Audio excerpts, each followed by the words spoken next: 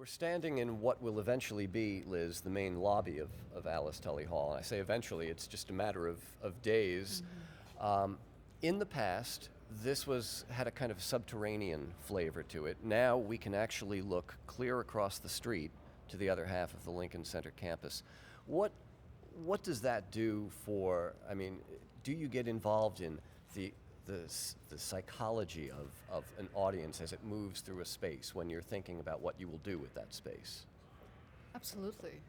Architecture is psychiatry, special effects making. It's a lot of different things. There's a whole choreography of when you first see the hall from across the street. If you're coming from across Broadway, you see it and you understand it in a certain way. And the way you come into the outdoor room that's protected by the large cantilever of the Juilliard expansion, the entrance through the very sheer glass wall that is there to produce the most minimal of interfaces with the outside. Yeah.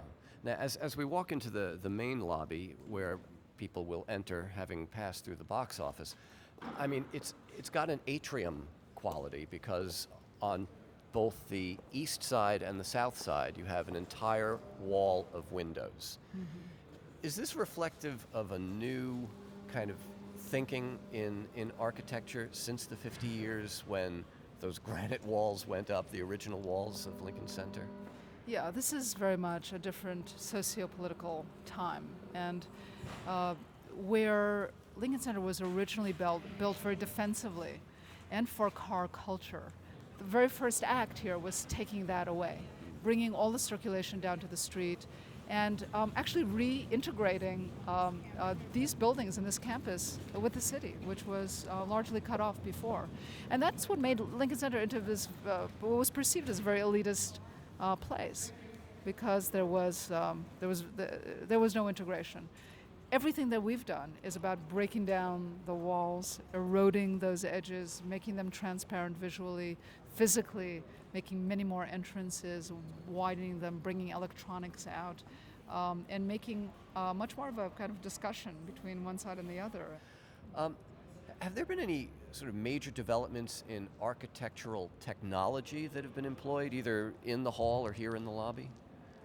Well, there are lots of things. I would say the curtain wall itself. This is a cable net, one-way cable net system. So this wall is, as you can see, there are no mullions. There's no structural steel. It's basically suspended in place, and it will move a little bit with the wind.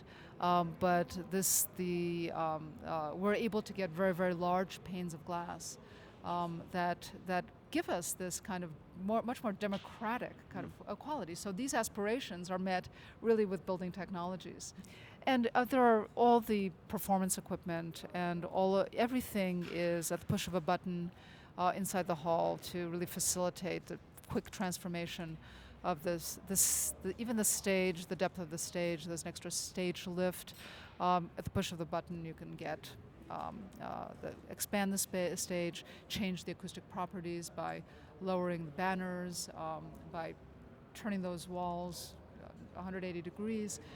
So there's some very, very simple, I would call it sometimes smart and sometimes dumb technologies, but we're not interested. We're interested in the effects and not the artifice. Well, Liz, again, thank you very much. It's really been eye-opening.